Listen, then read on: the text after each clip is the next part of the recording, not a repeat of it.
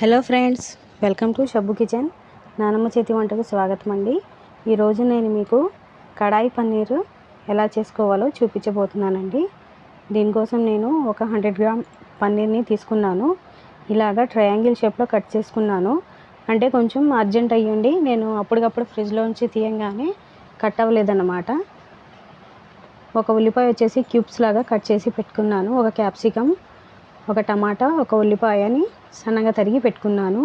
ఇప్పుడు ఒక కడాయిలో బటర్ వేసుకొని 2 టేబుల్ స్పూన్ అంతా ముందుగా కట్ చేసి పెట్టుకున్న పన్నీర్ ముక్కల్ని వేస్తున్నాను. మీరు బటర్ ప్లేస్లో నెయ్యిని కానీ లేదంటే ఒక 2 టేబుల్ స్పూన్ ఆయిల్ని కానీ వేసి కొంచెం ఒక చిటికెడు పసుపు, ఒక చిటికెడు ఉప్పును వేసి చక్కగా కొంచెం లైట్గా బ్రౌన్ కలర్ వచ్చేలాగా ఫ్రై చేసుకుందాము.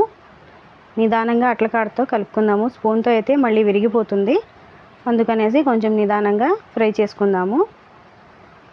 చక్కగా ఇలా కలుపుకోవాలి స్లోగా. ఇలా కలిపేసి కొంచెం బ్రౌన్ కలర్ రాగానే ఇంకా తీసేసుకుంటున్నాను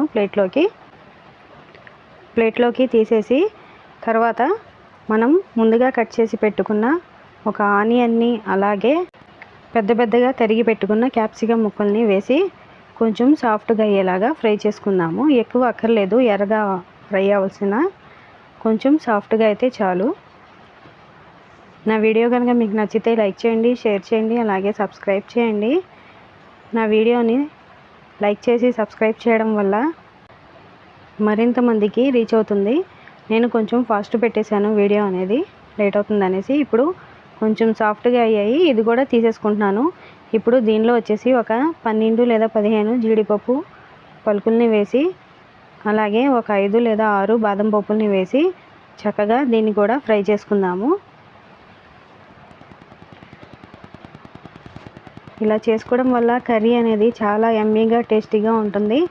అన్నంలోకి, చపాతీలోకి చాలా టేస్టీగా ఉంటుంది. తప్పకుండా ట్రై చేయండి ఫ్రెండ్స్. ఇలా ఫ్రై చేసుకుని ఇప్పుడు మనం ఇందాక కట్ చేసి పెట్టుకున్న ఒక ఉల్లిపాయ ముక్కల్ని వేసేసుకుందాము. వేసి దీన్ని కూడా కొంచెం పింక్ కలర్ వచ్చేలాగా ఫ్రై చేసేసుకుందాము. ఆనియన్ కొంచెం పింక్ కలర్లోకి మారాక మనం దీనిలో కట్ చేసి పెట్టుకున్న ఒక పెద్ద టమాటాని దీనిలో యాడ్ చేసేసుకుందాము. దీనిలో కొంచెం అల్లం వెల్లుల్లి పేస్ట్ ఒక 1/2 టేబుల్ స్పూన్ అంతా యాడ్ చేసి చక్కగా ఫ్రై చేసేసుకుందాము.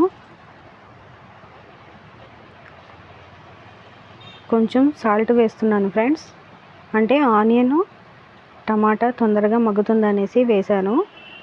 వేసి చక్కగా మగ్గిచ్చేసుకుందాము. ఓకే, ఇప్పుడు స్టవ్ ఆపేసి ఒక ప్లేట్లోకి తీసేసుకుంటున్నాను. దీన్ని చల్లార్చేసుకొని మిక్సీ పట్టేసుకుందాము.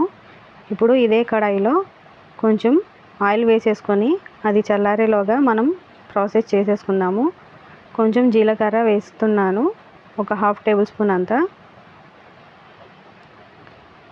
నేను కడాయి కడిగితే ఆ మసాలా ఫ్లేవర్ అంతా వెళ్ళిపోతుందని కడగలేదు.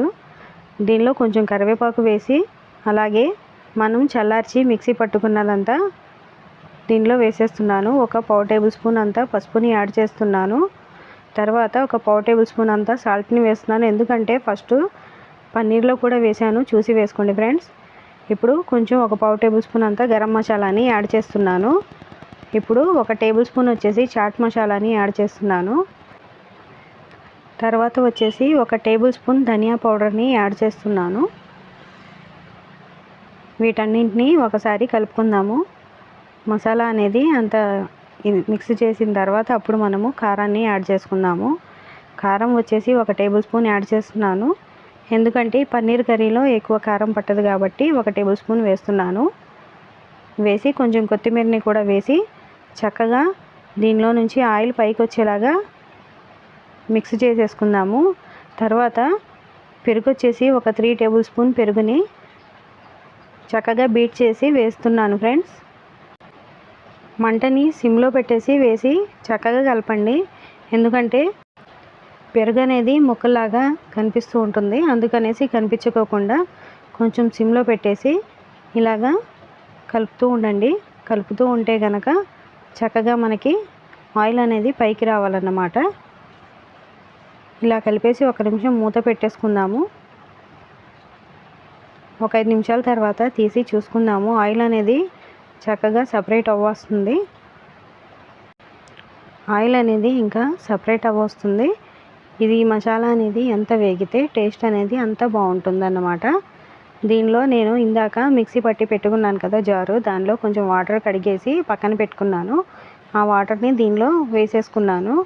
ఇప్పుడు ఒక హాఫ్ గ్లాస్ అంత వాటర్ని దీనిలో యాడ్ చేసేసుకుందాము. మసాలా అంతా వేగిపోయింది కదా, ఇంకా ఎక్కువ వాటర్ అనేది అక్కర్లేదు. టోటల్గా ఇది హాఫ్ గ్లాస్ వాటర్ వేసానండి. ఇప్పుడు మనము ఇందాక ఫ్రై చేసి పెట్టుకున్నాం కదా పన్నీర్ని, అలాగే ఉల్లిపాయ క్యాప్సికమ్ ముక్కల్ని వేసేసి మీడియం ఫ్లేమ్లో పెట్టేసి చక్కగా వండేసుకుందాము ఒక 2 మినిట్స్ దాకా. ఇంతే ఫ్రెండ్స్, ఎంతో వేడివేడిగా టేస్టీగా యమ్మీగా ఉండే కడాయి పన్నీర్ కర్రీ రెడీ అయిపోతుంది. ఇప్పుడు చిక్కగా అయిపోయింది కదా, మనము స్టవ్ ఆపేసేసుకుందాము. ఎంతో యమ్మీగా టేస్టీగా ఉండే పన్నీర్ కర్రీ రెడీ అయిపోయింది.